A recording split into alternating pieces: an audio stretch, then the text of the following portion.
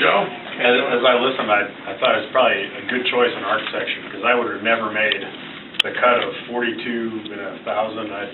I wasn't that kind of student. But fortunately, ATSU, as Dr. McManus mentioned, has retained CannonDesign to do a couple projects. My boss executed the first and second year building in Kirksville, and he's still my boss, but he's letting me do quite a bit on this project. I've got a few images here. Please ask questions, anything. Stop me anytime. The basic gist, and I believe if I didn't get turned around in the elevator, that off behind us is towards the north, which is the site. So on this drawing, the city hospital sits, or the Georgian, excuse me, sits basically right here. Right here. No, he's right. This is Butler's Pantry. Joe's right. Yeah, if north were up. Yeah, you're right. I can't find my way around the mall.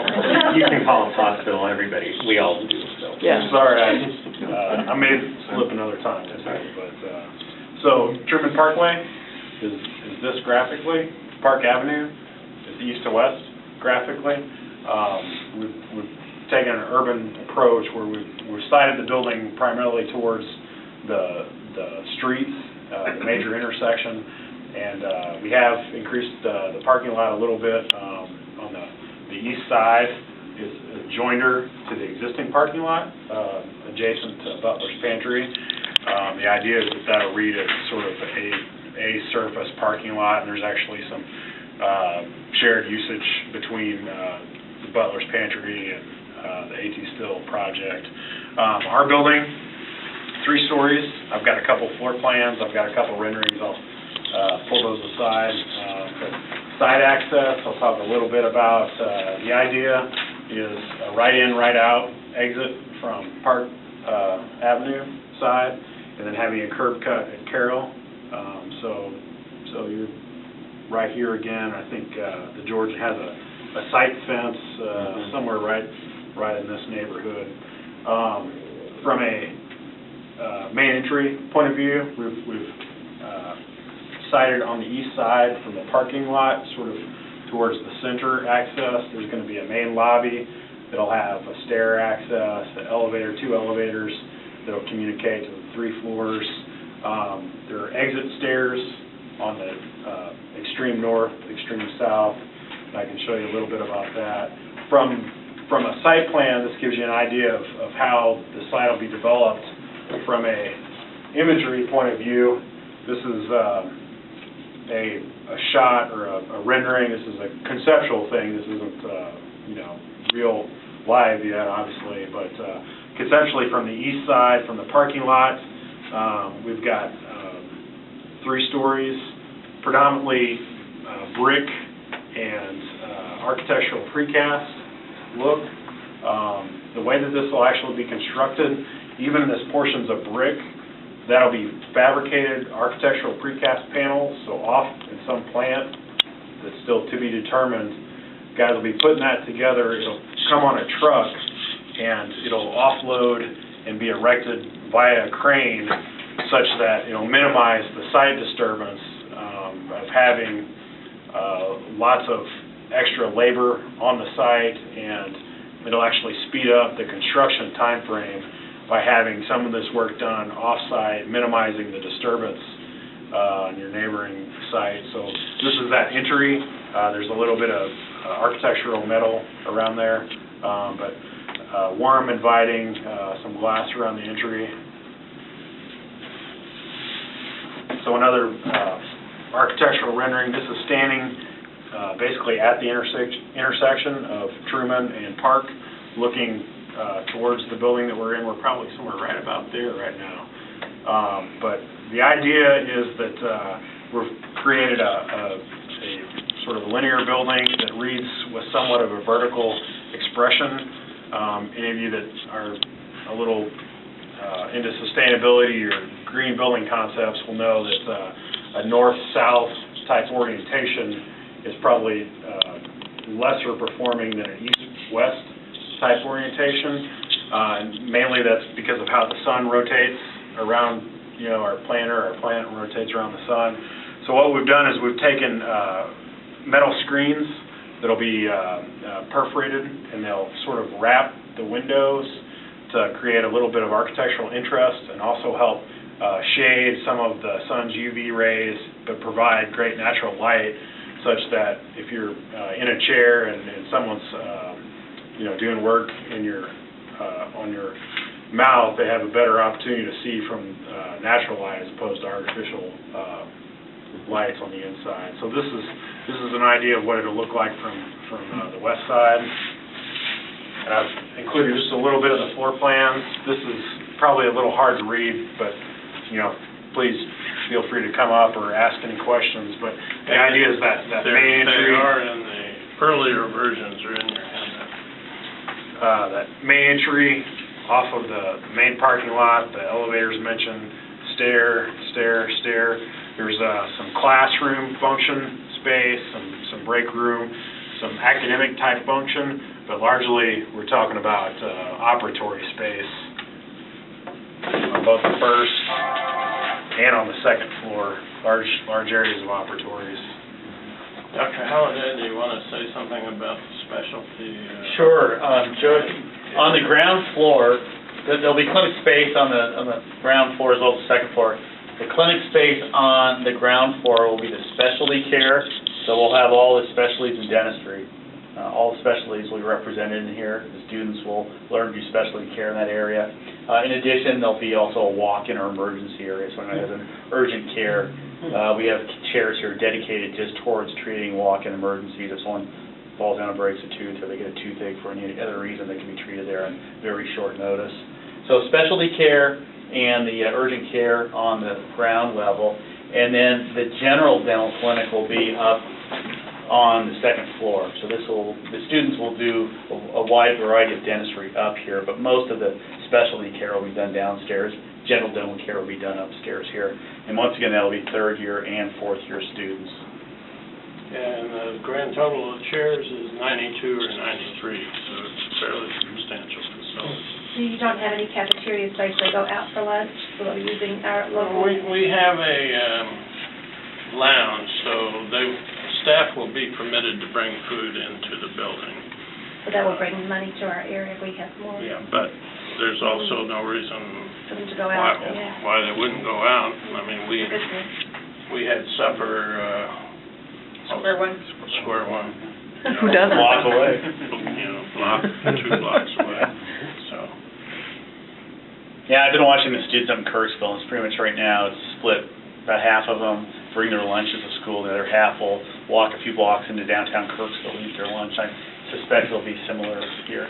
Well, and we now have access to the grocery store over here, which has MREs available basically 18 hours a day. And I told the students about the new grocery store opening up, and they were pretty excited about that. Where do you think they'll be living? Is Chris Goodson gonna renovate that building over there for them, or anything? Part of their decision to try and move forward on finishing this campus and renovating that building has to do with the number of students who will be coming. These are adult students, some have families, et cetera. And so they'll go there. I imagine a number of them will move into Soulard, Lafayette Square, et cetera, to be close by. Right.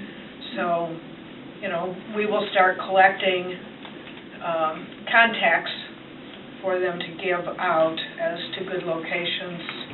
So, Ann McDonald has been renovating buildings for decades in Soulard. So I saw her today, and she's very excited to have all these new prospects.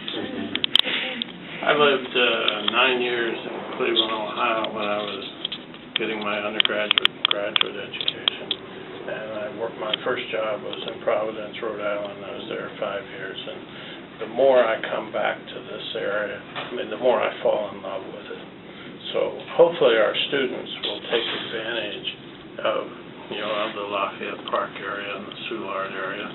But we all know that Interstate 55 is 2 blocks down the street, so if somebody just has to get that suburban experience, they can hop in a car and away they go. But we hope that the intent is and the hope is that they will stay close by. A lot of the students, when they heard how close the ballpark was, they said, okay, we're going to settle in that area. A lot of them really look forward to living somewhere they can actually walk to the ballpark if they'd like to.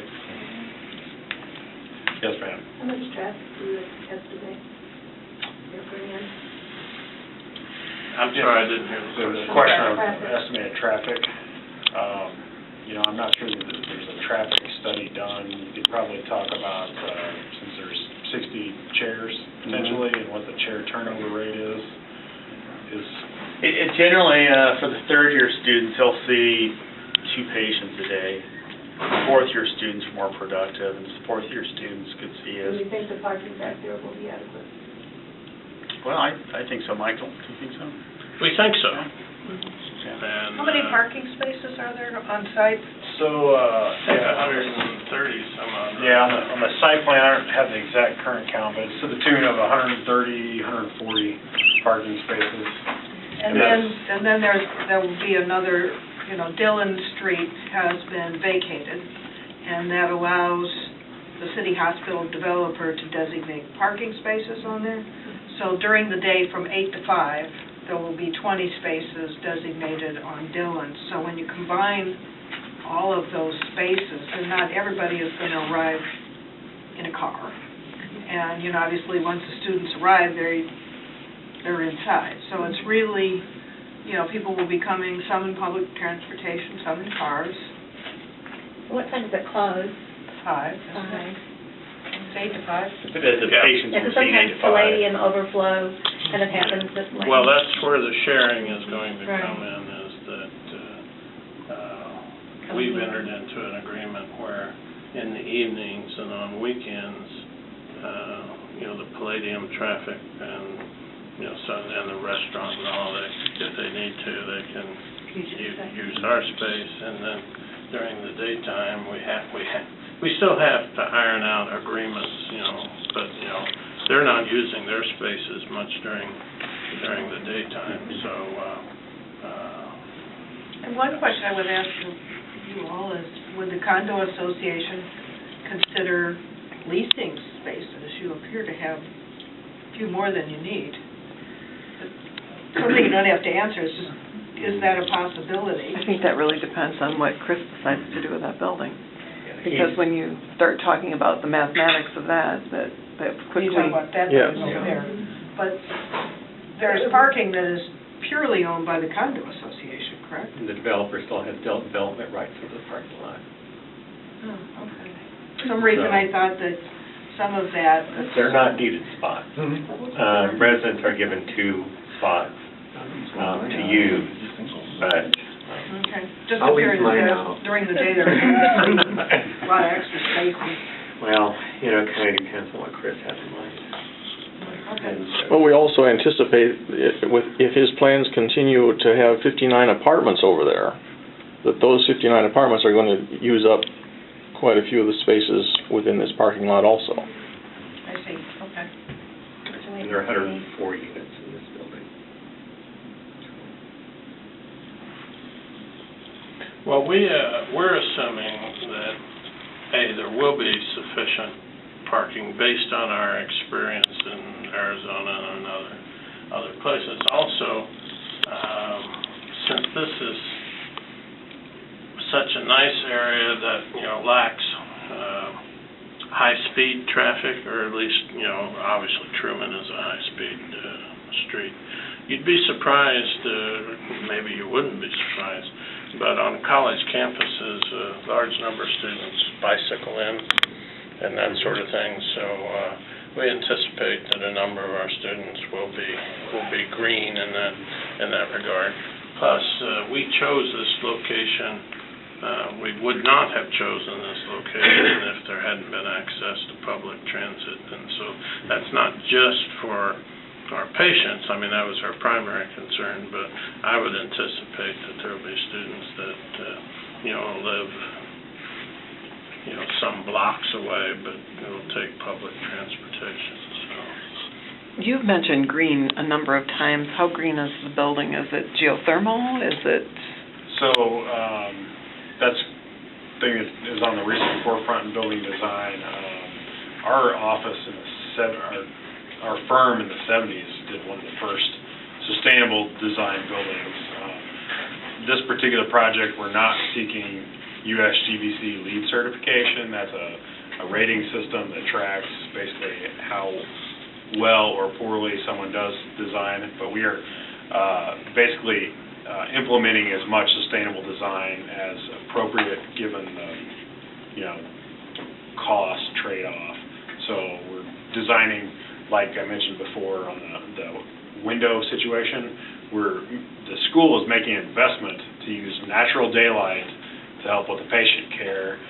They're also making the investment to provide some screening to block away, heat-added UV light, and, basically get the best of both worlds at the same time. Now, we're not going to have a nice, shiny USGBC gold or silver rating to state it, but, that's the concept. We're doing as much sustainability as makes sense. The university's instructions to Cannon was that we want a sustainable building, but we don't have an overpowering urge to spend $75,000 for the plaque that, We actually, on our office, I mentioned before downtown, we bought that plaque. We were a LEED Gold project, but not all projects need that to still be a good design. Some of the things, if you know much about it, you know more than I do. But some of the points you get are for rather trivial things. Other points, really go to, as you're saying, the type of heating plant and this sort of thing. So we've tried to create a reasonable expectation. If we were to go for a plaque, it would be the certification plaque, maybe the bronze plaque, but what we want is a functionally sustainable building but that's not part of our planning, and I don't want to mislead you on that. I'll go one step further. If we were to seek, if the client decided to seek that, we'd probably we'd be certified for sure, I could say without a doubt. We'd probably be looking at the silver level. I'm interested in landscaping. What is the landscaping going to look like? Do you know yet? Well, we're not yet, except the city, of course, wants traffic islands with trees or something on them.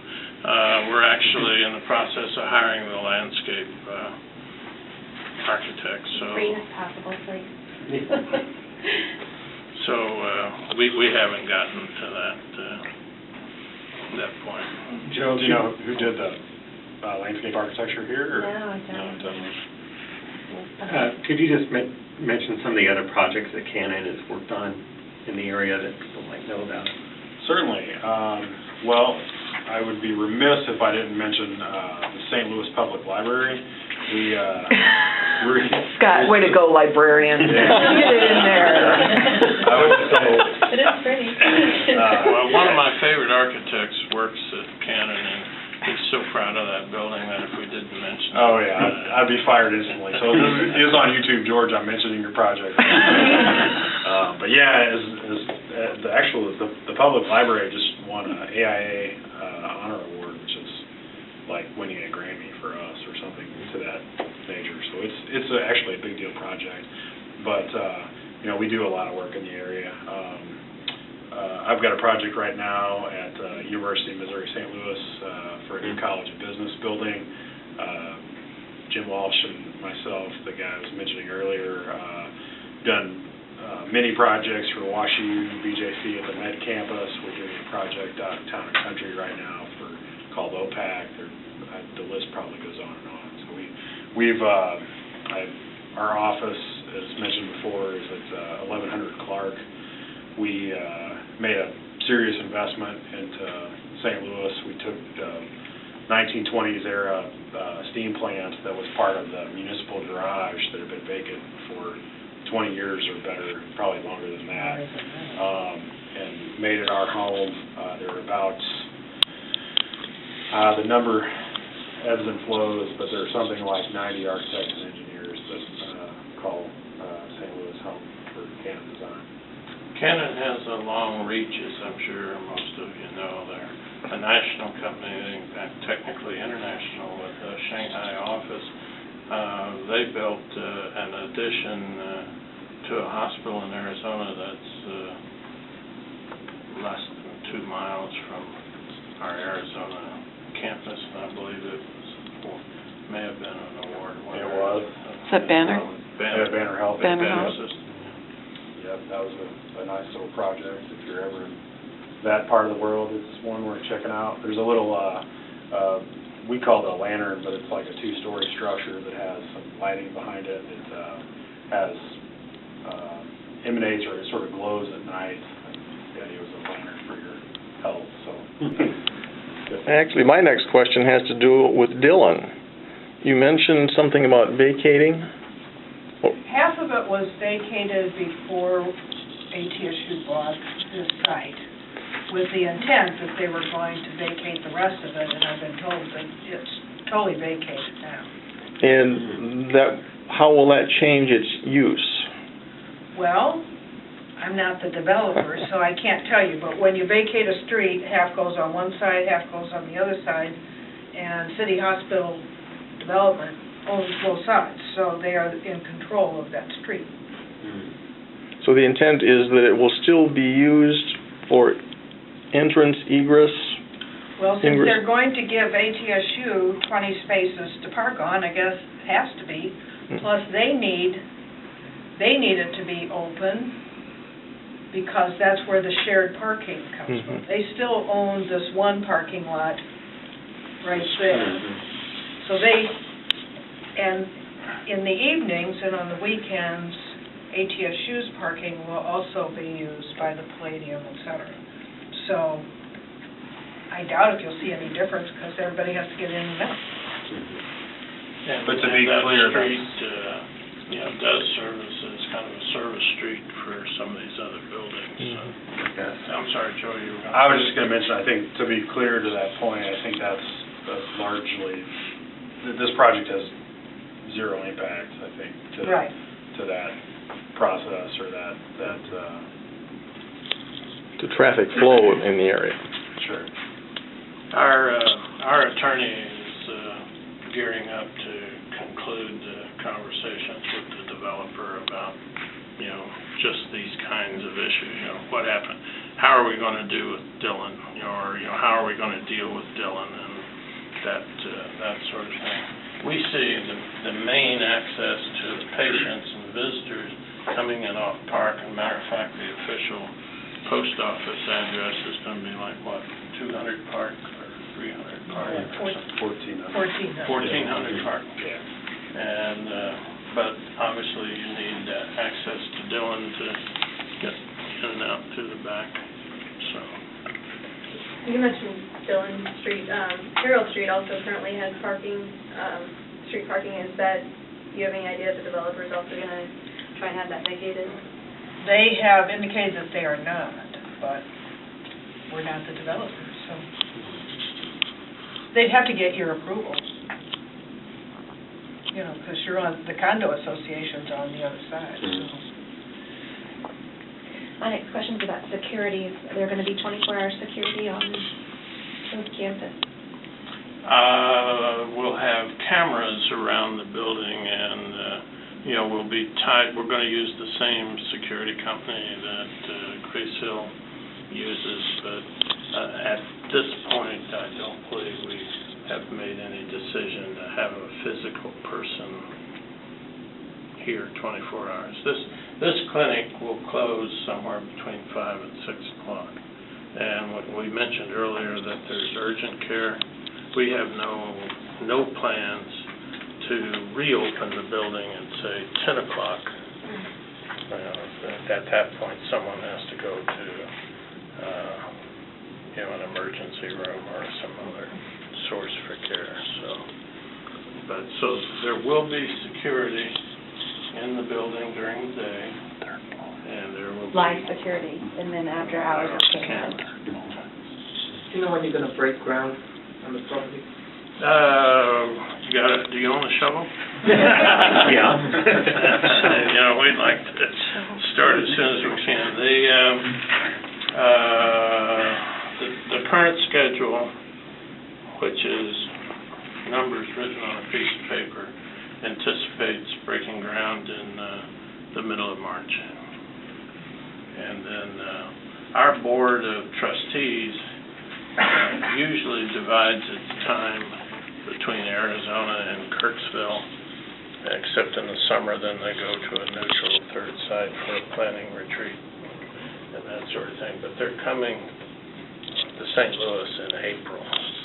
So we'll have a ceremonial groundbreaking in April, but we really need to be pushing dirt with a bulldozer or digging foundation holes or something as soon as the weather breaks and we get finalize all the city approvals. I tell you, I'm not being critical of St. Louis, but there's a whole lot of city approvals.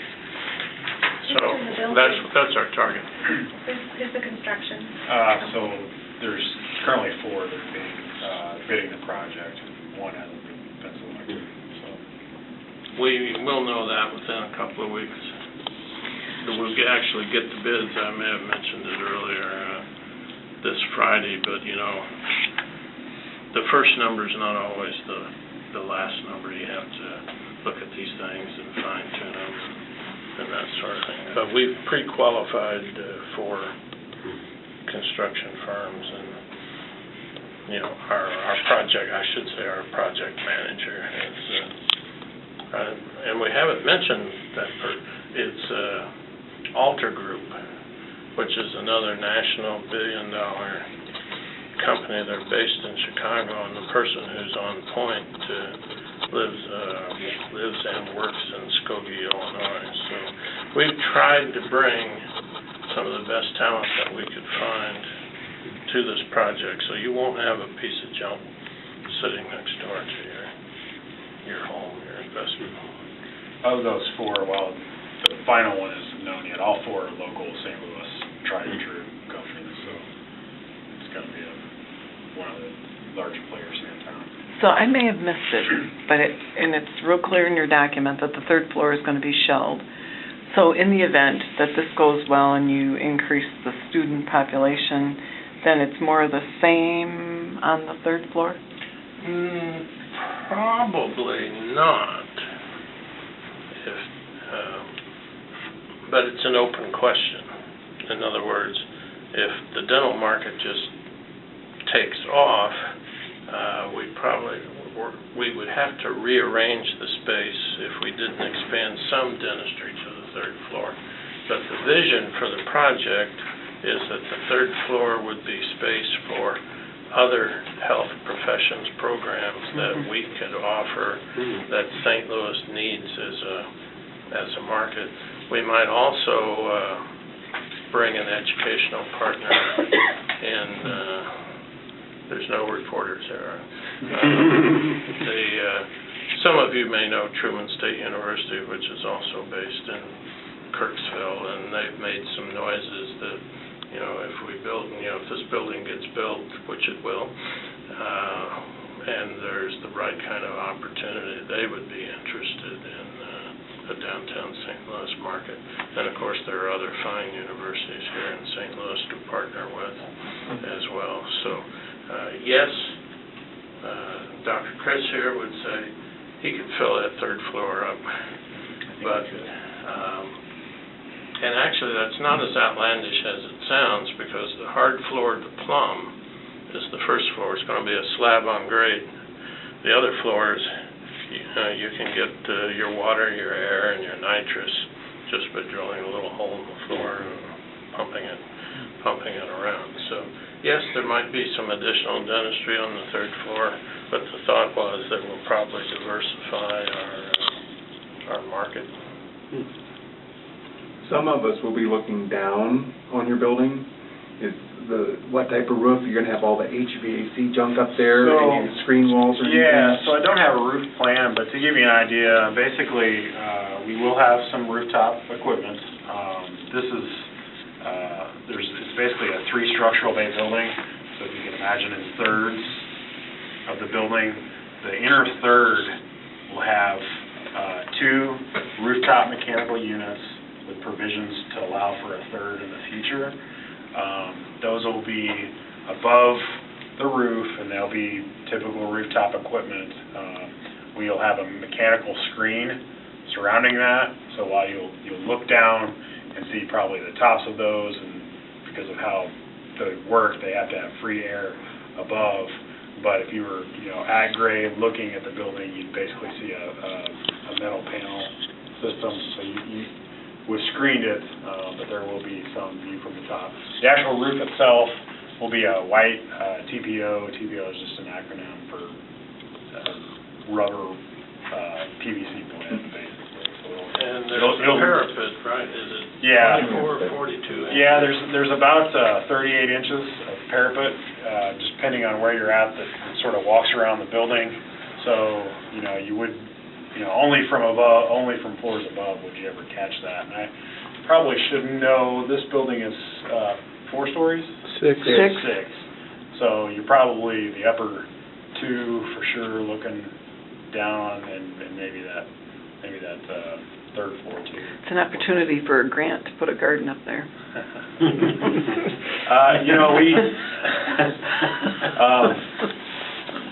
Certainly Cannon's done projects that have green roofs and some that don't have green roofs. Some very successful, some less successful.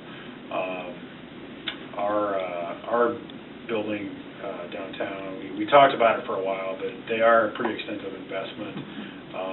They don't really have a whole lot of payback compared to just a traditional plastic or rubber roof. They don't have really that much mechanical benefit compared to a white or a lighter colored roof. So outside of just really absolutely wanting one, there's not the green idea that most people sell it as.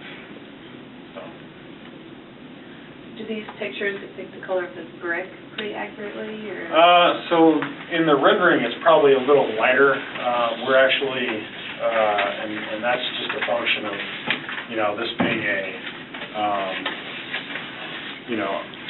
architects or an artist conceptualization. You may have noticed a couple guys circling your building in the past month or two. We're actually trying to, we've selected a couple bricks that closely resemble what this building has on it. It's specifically not going to be a dead match.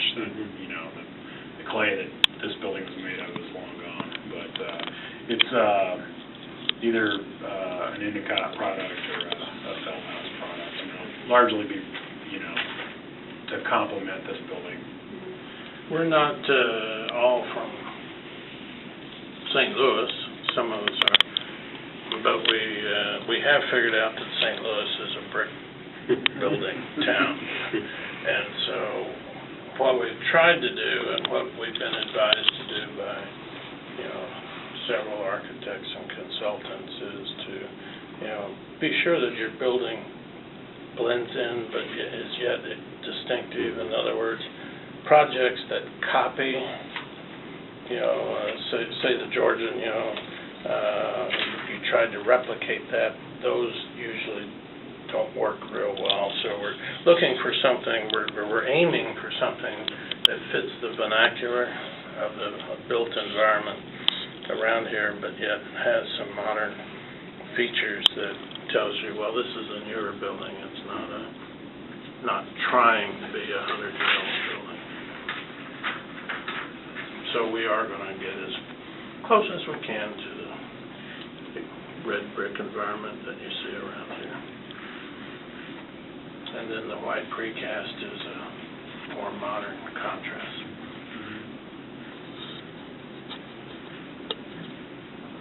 Other questions? Well, I certainly appreciate the time. Thank you for having us tonight. Thank you. Good luck. Thank you very much. Thank you.